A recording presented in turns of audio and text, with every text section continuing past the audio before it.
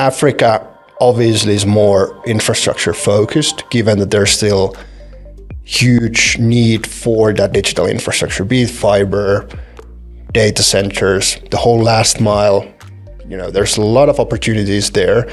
So for sure, when we do investments in Africa, majority will be in the infra space. What are the top 3 project fundamentals that need to be in place for a project to make it to the FinFund pipeline? Yeah, the project development is extremely important in the data center space. And the number one thing is, how do you monetize the demand? What is missing in the project pitches is the revenue. We always view the deals through 2 lenses. What is the impact and what is the return? And you can have a huge impact, but if there is no return, it's not the sustainable business model.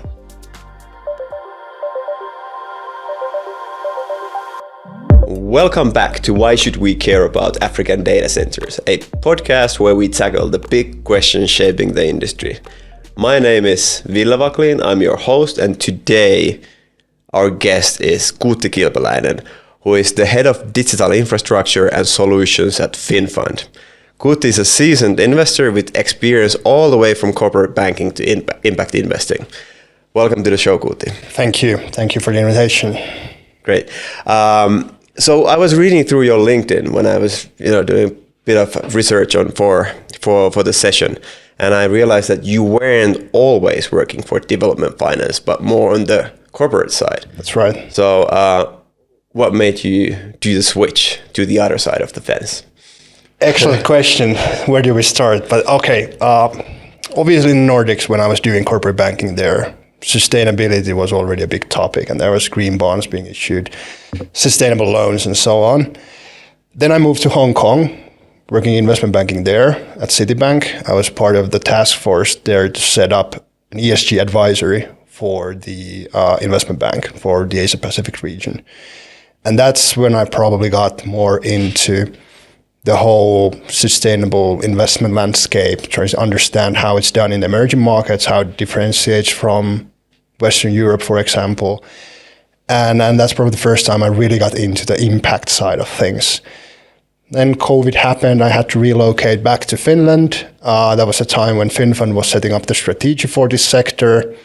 I knew that I want to continue my work in the emerging markets and preferably within the ESG environment. So it was a perfect match in that sense. And that's how I got into it. Yeah. So do you feel more purpose on this side of the fence? Absolutely. Yeah. Obviously it comes with a purpose and it's a big factor for me. So yeah, I think it was very much purpose driven from that point of view. Yeah, great.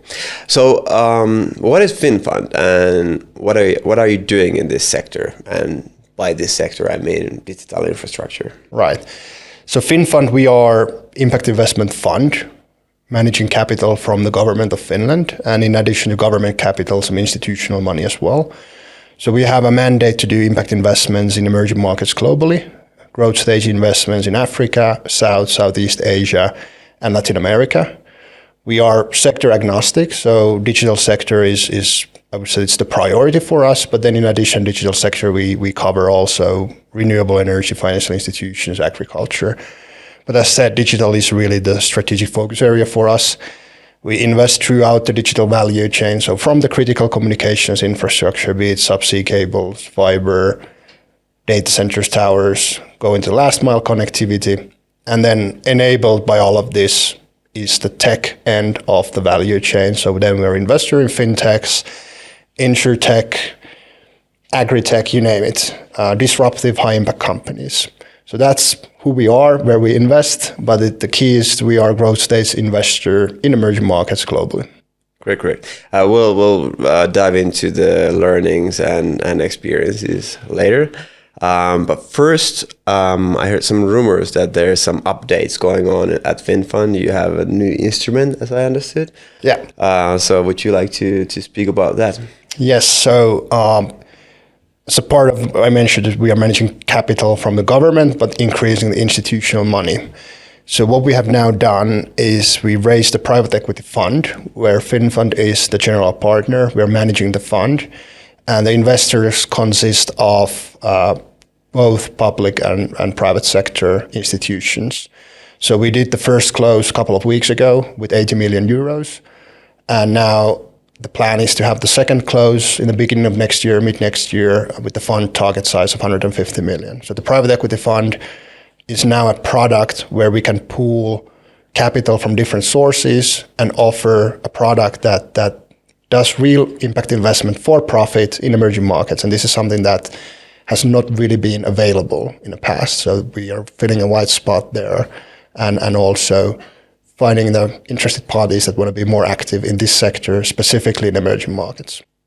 And like, what is the scope specifically for this? So it is fund? Digital sector, so telecoms and tech. So similarly to our overall strategy is the whole value chain. So we do exactly these same verticals, but going forward, the equity investments, instead of allocating them to FinFund balance sheet, they're now allocated to that private equity fund. Okay, yeah.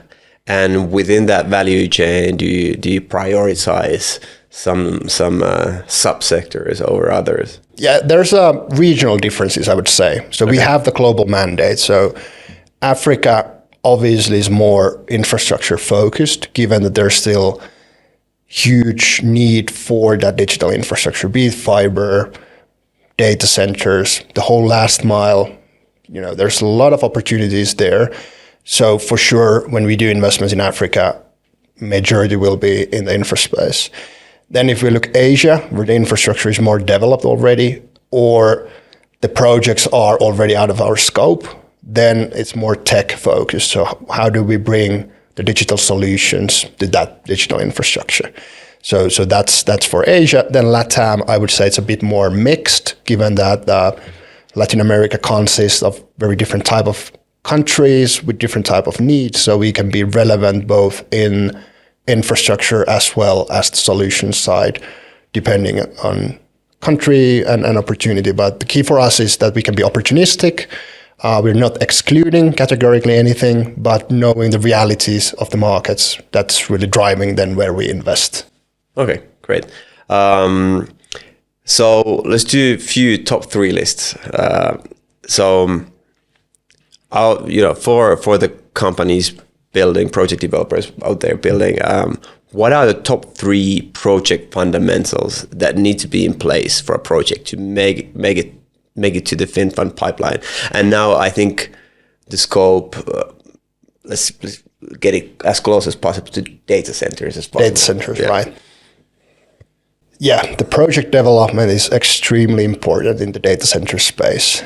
And the number one thing is, how do you monetize the demand, the revenue side? So we've now seen we all recognize the tailwinds, the fundamentals, why data centers are needed.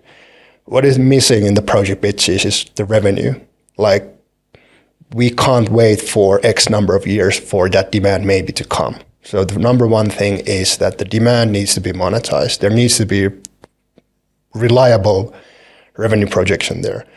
I'm not saying there needs to be 100% offtake. I know for colocation it really doesn't exist, but there needs to be plan how to monetize it. So that's number one. Number 2 is the financing structure needs to be thought of. In the proposals coming to us, it can't be that we tailor something. There needs to be an idea already that, where is equity coming from? Where's debt coming from? Is there mezzanine there? Who's the sponsor? How much the sponsor is putting in? So it's important that there's skin in the game from all parties involved. We are not solving the puzzle by ourselves. We need like-minded partners. So that's important factor there. And number 3, obviously, we are an impact investor. So the environmental and social side needs to be taken care of. We look predominantly green data centers, so green certified. So that needs to be solved. And then the whole energy side, we obviously know that we can't change what is in the grid, but if the grid is powered more by renewables, then obviously better case it makes for us. Yeah. How about, I've been discussing with a lot of the investors in this space and also project developers, and the story that comes up quite often is that the investors tend to focus more on the companies that have prior track record, like of succeeding in a similar project. But that creates to certain type of developers create a kind of chicken and egg situation, like you have to do something to get the track record. So is that a kind of red flag or a factor to you? It is a factor. Probably, when it's a pure greenfield, then the contractual side plays even more important role in terms of this offtake, sort of the revenue security. When we are looking sort of more established players, then we are more comfortable with the market risk, but then the track record matters. So like ideal project for me is the IT fit out instead of starting from scratch and acquiring land. But obviously, we look all types of projects, but the more greenfield, the more project finance like it becomes, and then the more important the contractual side of things. Yeah, I see. Okay, then on the other side of the coin, top 3 red flags that tell you, like make you go like, okay, it's a pass, like go back, spend some time on a drawing table and then maybe come back later. Yeah, the first red flag is if the business plan is built around the fact that, I have state-of-the-art data center, hyperscalers will come. Not going to happen. Okay. The second red flag is that you show financial projections with a very strong hockey stick, year 2 onwards, reaching to 90% utilization in 2 years. Not going to happen. Maybe in South Africa, but otherwise not going to happen. And the third one is that sponsor is not contributing any capital by itself. Not going to happen either. We can't be the only capital provider in that project. Okay. Short and sweet. I must agree to all the points. So, I think one of my first data center conferences was ITW 2024. A lot of the people were still speaking about when hyperscalers and when they will come and it's going to be a wave and all that. And now this year, there's less talk about that and more how to build that local demand and which I think is quite healthy. So what's your kind of overall analysis of the data center market in Africa at the moment? There's a lot of hype for sure. I think the hype is very real. The reality is then probably something that is slightly different. Like I said, everyone agrees on the fundamentals. Capacity at the moment is low. There's a lot of need for additional data center capacity. Everything, all the macro factors support that. But then the question is, what's the time frame? And I think back in 2022, we would expect that we have by 25 much higher capacity than we have today. And the factor that drives the capacity is the demand. And how do you monetize the demand? And I think the biggest problem at the moment is affordability. Like if you think data centers in terms of megawatts, as we often think about it, the megawatts is an end result of something else. So then we need to see what the demand is made of. You have colocation, pretty stable, I would say, consisting of the usual players, and that's been there, and probably not much is going to change there. Then you have the cloud, huge opportunity, but then at the same time, the cloud demand is driven by SMEs. There's affordability issue there, even for the cloud.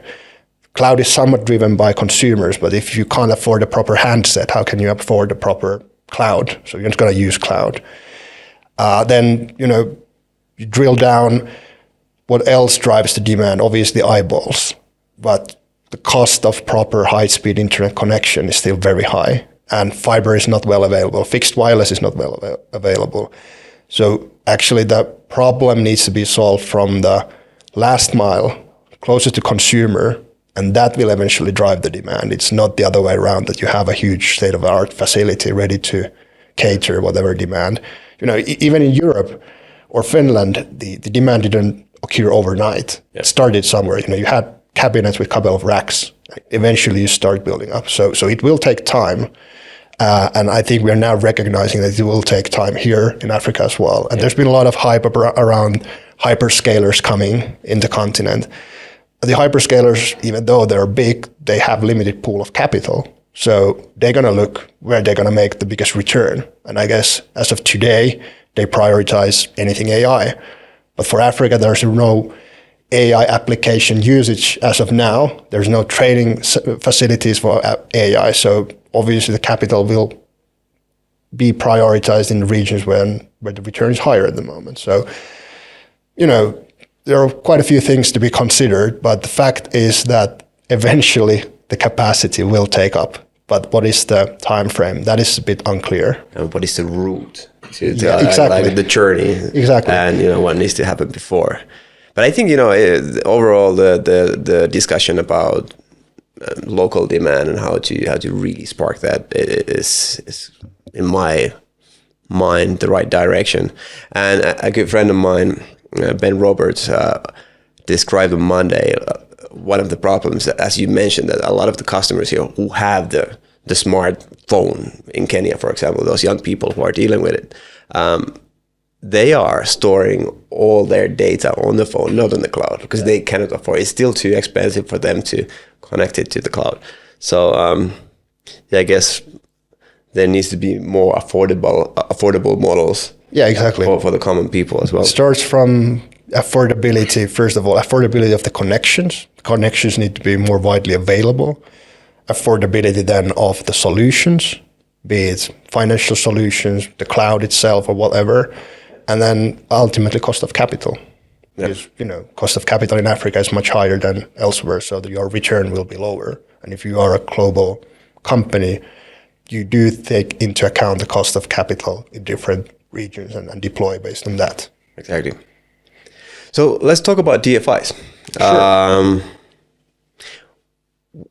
Where does the DFI, and for those who don't know this DFI thing is called, it breaks down to development finance institution. So where does the DFI mandate begin and where does it end?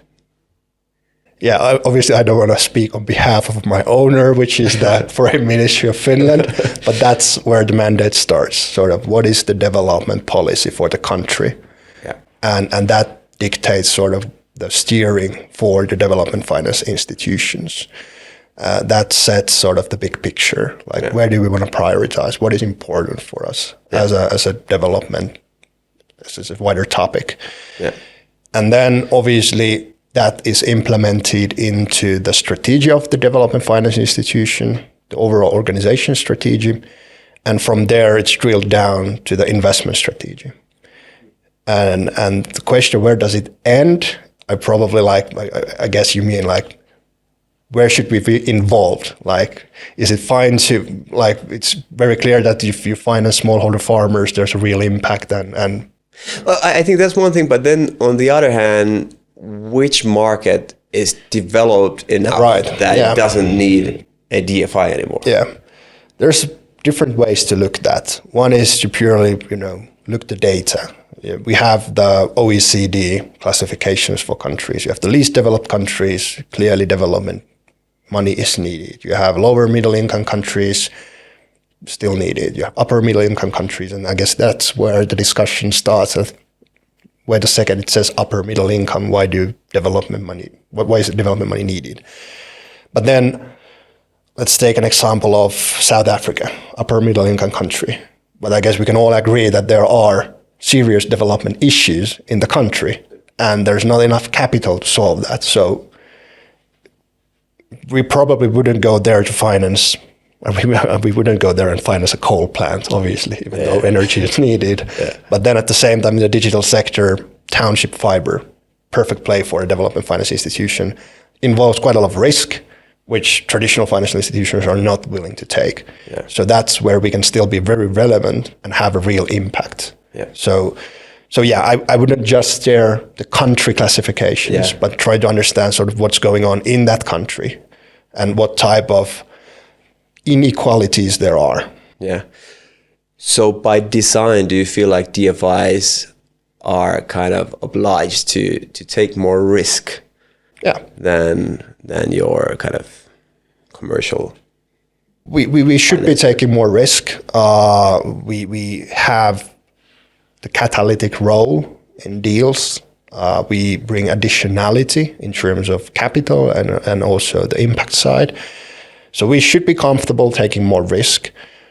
Obviously, DFI has its own cost of capital. So we need to ensure that we are also making money to serve that cost of capital. We have interest expenses, we have salaries, we have everything. So we need to serve our own cost base as well and our own cost of capital.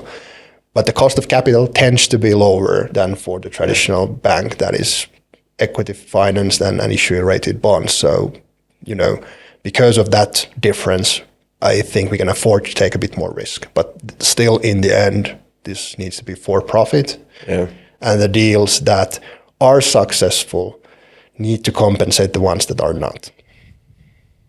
Yeah, I guess that almost answers my next question, but I'll ask it anyway, and I'm pressing you even more on that. So how does FinFund balance between commercial returns with development impact?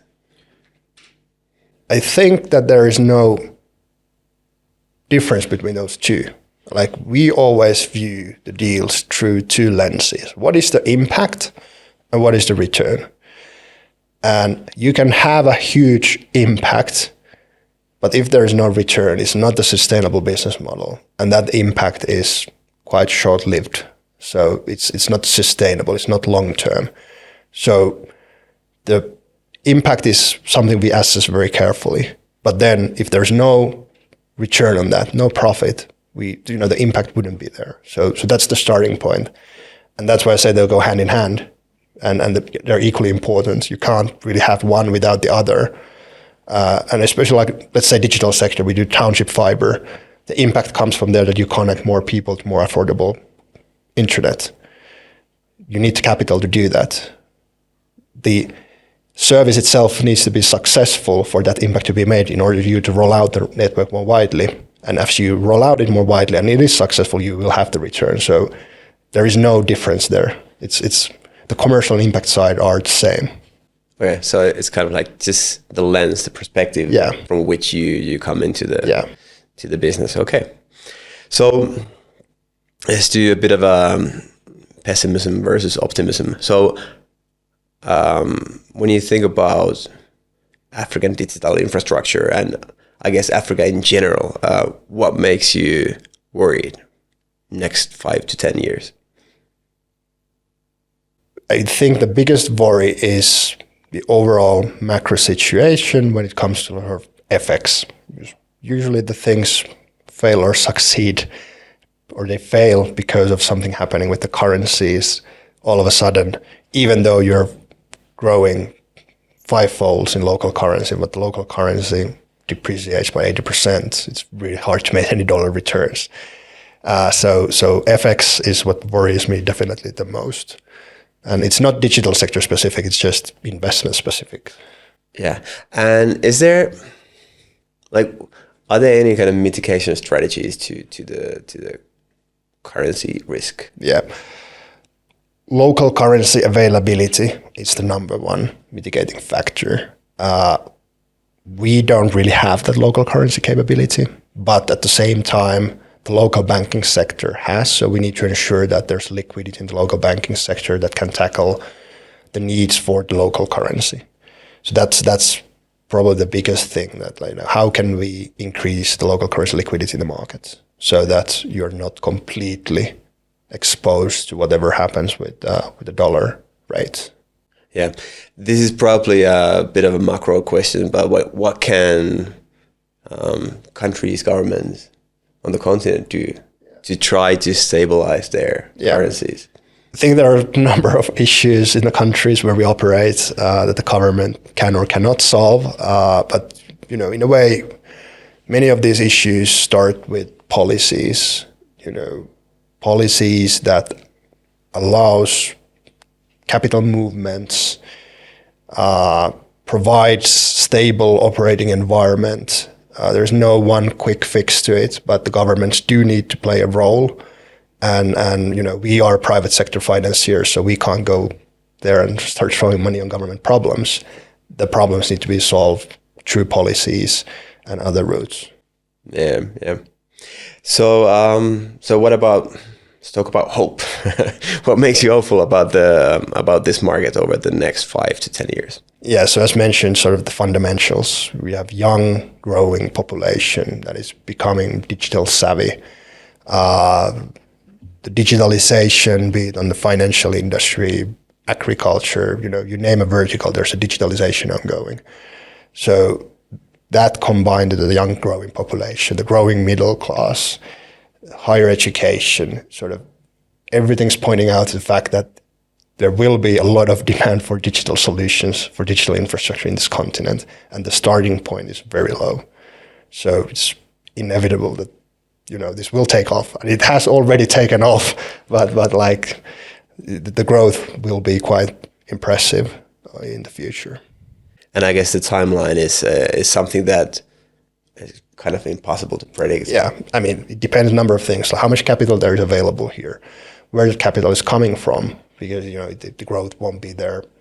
It requires the catalytic capital for that to materialize. And I think it was McKinsey estimate that 100 billion is needed over the next 5 years or whatever. I don't think that 100 billion will be here, but the capital markets are evolving. There are more instruments coming to the market.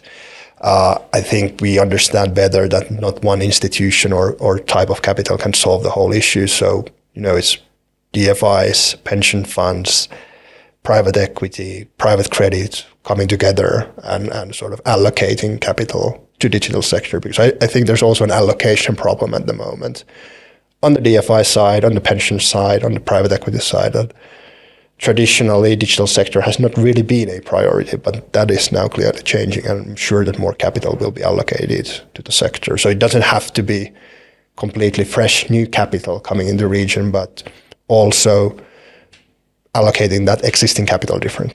Yeah. Actually, our previous guest, who was on a developer side, was talking about like he was hoping to see more of kind of that risk capital being pooled. Like, every, I guess, financial institution, they have their more risk brackets, right? Yeah. And like when they go out there alone with their risk wallets, it's kind of a small amount, but could those be pooled? Is that something that you've been thinking about? Yeah, I'm sure that pooling will happen. I mean, there's a lot of talk, for example, for fund structures where you have different types of capital taking different type of loss positions. I think what is still missing, sort of that loss should be, or loss position should be compensated by the return side as well. But yeah, I mean, one pool of risk capital can't really solve the problem itself, and there's also the dynamic that tends to happen, that if you have the risk capital allocation, you invest it into something that has a lot of risk and it fails, and you do it again and it fails. You're not going to do it the third time, even though you have that allocation, because that's how people mind work. Yeah. And then when you go to the IC number of times with the failed investments, it's not, you're not going to make it. Yeah. Understood. So let's do a bit of word association. Is this a familiar concept to you? It is, yeah. So what comes out of it. Let's see. Let's try it. So I've got 9 words here, and then just off the top of your head, like what comes? You say the word impact. Real. Impact is real. Finland. Digital. Hyperscaler. Hope. Money. Much needed. ESG. Fundamental part. Africa. Opportunity. Innovation. Requires capital. Sauna. Relax. So, okay, finally, why should we care about African data centers? We should care because in the end, even though I said that, whether the demand will come, how to monetize demand, the fact is that the data centers are a fundamental part of the digital value chain. So you need the landing stations, you need the interconnectivity, you need terrestrial fiber.